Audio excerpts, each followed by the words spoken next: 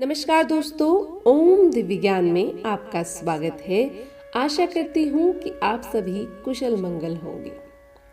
दोस्तों, हमने अक्सर सुना है कि भाग्य से बढ़कर और समय से पहले कभी किसी को कुछ प्राप्त नहीं होता।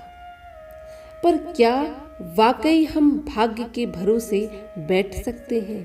क्या वाकई हम अपने भाग्य को बदल सकते हैं?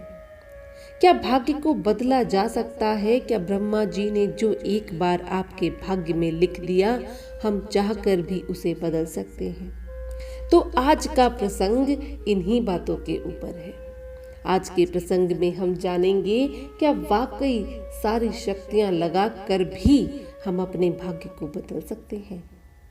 आज के प्रसंग में एक कहानी के माध्यम से हम ब्रह्मा जी और भाग्य के बीच के इस वाद विवाद को देखेंगे और समझेंगे कि वाकई हम भाग्य को बदल सकते हैं या नहीं।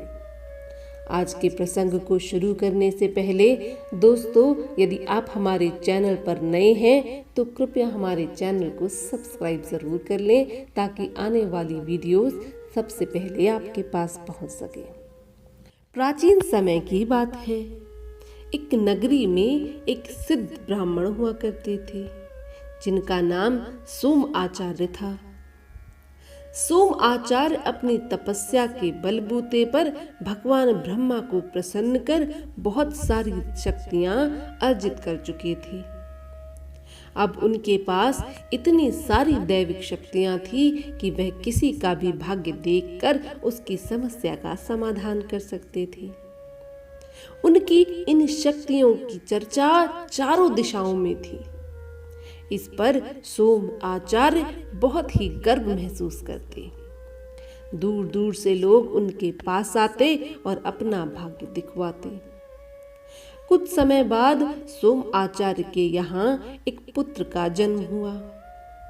सोम आचार्य पुत्र रत्न की प्राप्ति कर फूले न समा रहे थे।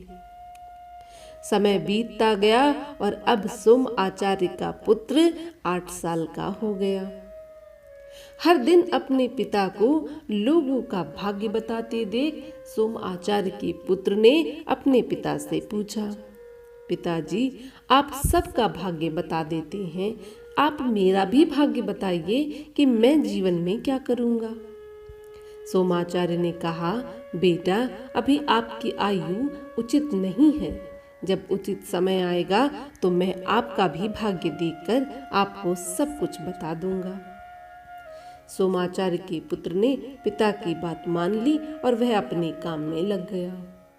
पर सोमाचार्य का मन हुआ कि वह आखिरकार यह देखे तो सही कि उसके पुत्र के भविष्य में क्या है। यह सोचकर सोमाचार्य ने अपने पुत्र का भविष्य देखा। पर यह क्या, अपने पुत्र के भविष्य में उन्होंने देखा कि वह एक साधारण सा जीवन जी रहा है और एक शूद्र जाति की कन्या से उसका विवाह हो गया है। अपने पुत्र का यह जीवन देख सोम आचार्य को बिल्कुल भी अच्छा न लगा। अगर उनके पुत्र का इतना साधारण जीवन रहा और उनकी पुत्र वधू एक शूद्र कन्या हुई तो उनकी यह दैवी शक्तियां सभी बेकार हैं। अब उन्होंने सोच लिया कि वह कुछ भी करके अपने पुत्र का भाग्य बदल कर रहेंगे। भगवान ब्रह्मा से उन्होंने प्रार्थना की कि वह उनकी दैविक शक्तियों का उन्हें उपयोग करने दे। भगवान ब्रह्मा ने उन्हें कहा, पुत्र, जिसके भाग्य में जो लिख चुका वह बदला नहीं जा सकता। पर सोम आचार्य ने कहा कि उनके पास अनेकों दैवी शक्तियां हैं, वे अपने पुत्र का भाग्य किसी भी कीमत पर बदल कर रहेंगे। अब सोम आचार्य फिर से अपने पुत्र के भविष्य में जाकर देखते हैं कि किस लड़की से उसका विवाह हुआ है। तो उन्होंने पाया कि एक शूद्र कन्या जो अभी नगरी के पास वाले गांव में रहती है, उससे ही उसका विवाह हुआ है। सोमाचार्य ने अपना वेश बदला और उस कन्या के घर के सामने जाकर बैठ गए। कन्या के माता पिता ने इसी अतिथि को अपने घर के बाहर देखा तो उन्होंने पूछा, आप किस लिए यहाँ बैठे हैं? उस अतिथि ने कहा कि मेरे घर कोई पुत्री नहीं है। मैं एक पुत्री चाहता था, पर शायद ईश्वर मुझे पुत्री देना नहीं चाहते। क्या आप मेरी इसमें कुछ सहायता कर सकते हैं? शूद्र परिवार के घर पहले ही 5 पुत्रियां थी। यह छठी कन्या का जन्म हुआ था, बल्कि वह ईश्वर से एक पुत्र की कामना कर रहे थे। उन्होंने अतिथि से कहा, हम चाहते थे कि हमें एक पुत्र धन की प्राप्ति हो, पर हमारी 5 कन्याओं के बाद छठी भी कन्या ही हुई है। उस अतिथि ने उन शूद्र परिवार से कहा कि यदि वह कन्या उसे दे दें तो वह उसका लालन पालन बहुत अच्छे से करेगा। शूद्र परिवार इतनी कन्याओं का बोझ नहीं पाल सकता था, इसीलिए उसने उस कन्या को उस अतिथि को दे दिया। अब वह अतिथि कुछ दूर उस कन्या को ले जाकर वापस से ब्राह्मण रूप में आ गया। सोम आचार्य ने उस कन्या को एक संदूक में बंद करके नदी में बहा दिया। अब उन्होंने सोचा, कन्या तो रही नहीं, मेरे पुत्र का भाग्य अवश्य ही सुनहरा हो जाएगा। कन्या बहते बहते नदी के एक तट पर जाकर संदूक में कन्या बहते बहते नदी के एक किनारे तट पर पहुंच गई। नदी के उस किनारे तट पर एक ब्राह्मण परिवार बहुत समय से भगवान भोलेनाथ से अपने पुत्र पुत्री की कामना के लिए तपस्या कर रहे थे।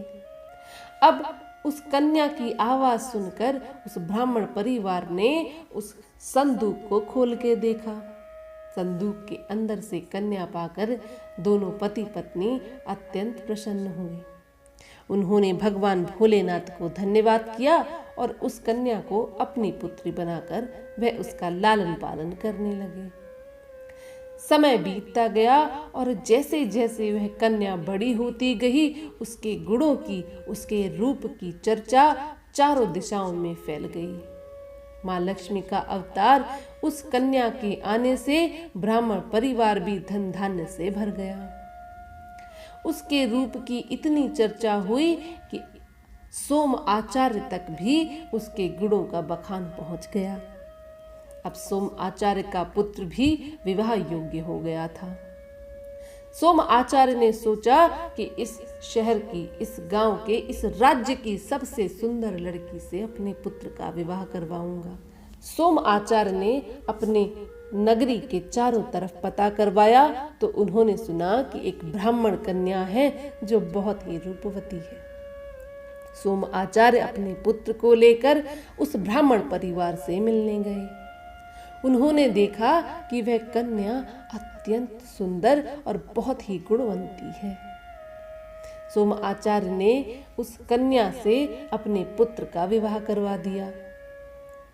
अब विवाह के कुछ समय बाद सोम आचार्य ने उस कन्या से पूछा कि आपकी कोई और बहन क्यों नहीं है? कोई और बहन या भाई कभी क्यों नहीं हुआ? तो उस कन्या ने सोम आचार्य से सारी कहानी कह डाली। मेरे माता पिता ने मुझे बचपन में ही त्याग दिया था। फिर इस ब्राह्मण परिवार को मैं एक नदी के किनारे संदूक में मिली थी।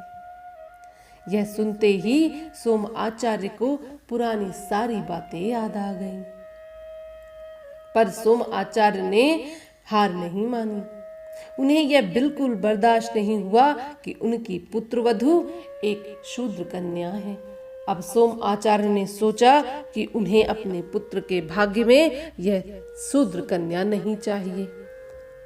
अपनी पुत्रवधू को फिर से उन्होंने अपने घर से बाहर निकालने का रास्ता ढूंढना चाहा। इस बार अपने पुत्र के घर से बाहर जाने के बाद सोम आचार्य ने अपनी पुत्रवधू से कहा कि आप इस घर में तभी आ सकती हैं जब आप मेरे एक कार्य को पूरा कर देंगी। सोम आचार्य ने उस पुत्रवधू से कहा कि यह एक अंगूठी है जिसे मैं इस समुद्र में फेंक रहा हूँ। जिस दिन तुम इस समुद्र से इस अंगूठी को मेरे लिए दोबारा ढूंढ के ले आओगी, तुम मेरी पुत्र वधू बन जाओगी। पर यदि तुम इस अंगूठी को न ला पाई तो तुम कभी मेरी पुत्र वधू न कहलाओगी। तुम एक शूद्र कन्या हो, तुम्हारे परिवार ने मुझे धोखा दिया है, इसलिए यह तुम्हारी परीक्षा है। अब कन्या हताश निराश होकर वह अंगूठी ढूंढने की कोशिश करने लगी, पर समुद्र में से एक छोटी अंगूठी ढूंढना आसान न था। इसीलिए शूद्र कन्या समुद्र के किनारे बैठ गई और भगवान से प्रार्थना करने लगी। कुछ समय बाद एक बड़ी सी मछली उस समुद्र के किनारे आकर गिर जाती है। शूद्र कन्या ने उस बड़ी सी मछली को यूं तड़पते देखा तो उसे बिल्कुल भी अच्छा न लगा। उस बड़ी सी मछली के मुंह में एक कांटा फंस गया था। जैसे ही कन्या मछली के मुंह से कांटा निकाल देती है, उस कांटे के साथ एक छोटी सी अंगूठी भी नीचे गिर जाती है। उस कन्या को बिल्कुल भी यकीन नहीं होता कि यह वही अंगूठी है जो सोम आचार्य ने समुद्र में फेंक दी थी। शायद उसके परोपकार की भावना ने उसके भाग्य को उसके साथ कर दिया था। सोम आचार्य की पुत्रवधू अंगूठी उठाए वापस से आचार्य के पास आ जाती है। अब तक सोम आचार्य का पुत्र भी वापस आ चुका होता है। सोम आचार्य अपनी पुत्रवधू को अपने घर पर देखकर उससे पूछते हैं कि क्या वह अंगूठी लेकर आई है। तो सोम आचार्य की पुत्रवधू आचार्य के सामने अंगूठी रख देती है। अंगूठी को देखते ही सोम आचार्य को आश्चर्य होता है कि समुद्र के अंदर से यह अंगूठी पुत्रवधू को कैसे मिल गई। पुत्रवधू ने सब कुछ आचार्य को सच सच बता दिया। अब आचार्य के बेटे ने सारी कहानी सुनकर अपने पिताजी से कहा, पिताजी, ब्रह्मा जी ने जो एक बार किसी का भाग्य लिख दिया, हम कुछ भी करके उसे परिवर्तित नहीं कर सकते। और पिताजी, मैं अपनी पत्नी के साथ बहुत खुश हूँ। यह एक रूपवती गुणवंती स्त्री है। यह पतिव्रता स्त्री है। आपको इससे क्या परेशानी है? सिर्फ यह शूद्र कन्या है, इसके लिए आप चाहते हैं कि यह हमारे घर से चले जाए। पर पिताजी, मैं वाकई इसके साथ बहुत प्रसन्न हूँ। अपने पुत्र की ऐसी बातें सुनकर सोम आचार्य को भरोसा हो गया कि ब्रह्मा जी का लिखा कोई नहीं बदल सकता। सोम आचार्य ने भगवान ब्रह्मा की स्तुति करके कहा, हे ईश्वर, मैं आज समझ गया, चाहे मेरे पास कितनी भी दैविक शक्तियां हों, चाहे मैं कितने भी बड़ा से बड़ा षड्यंत्र कर लूं, पर ईश्वर का लिखा, भाग्य का लिखा कभी नहीं बदल सकता। जो आपने लिख दिया वह अजय अटल है, होकर ही रहेगा। और आपने इस तरह मेरे अंदर पैदा हुए अहंकार को भी खत्म कर दिया। ईश्वर, मुझे माफ करिए, मैंने आपके लिखे को मिटाना चाहा। ब्रह्मा जी ने सोम आचार्य को माफ करते हुए कहा कि अहंकार इंसान को अंधा बना देता है। वह अपने आसपास के अच्छी चीजों को भी नहीं देख पाता। तो दोस्तों, भाग्य का लिखा मिटाया नहीं जा सकता। अच्छा होगा कि हम अच्छे कर्म करें ताकि हमारा भाग्य अच्छा बने। अच्छे कर्मों से अच्छा भाग्य बनता है। ईश्वर आपके भाग्य में वही लिखता है जो आपने किया होता है। यदि आप अच्छे कर्म करेंगे तो ईश्वर आपके भाग्य में अच्छा ही लिखेगा। तो अच्छे कर्म करिए और दूसरों के साथ हमेशा अच्छी तरह से रहिए। अगर आपको यह कहानी पसंद आई हो तो चैनल को सब्सक्राइब, वीडियो को लाइक और शेयर जरूर कर दें। आपका ईश्वर सदा ही कल्याण करे।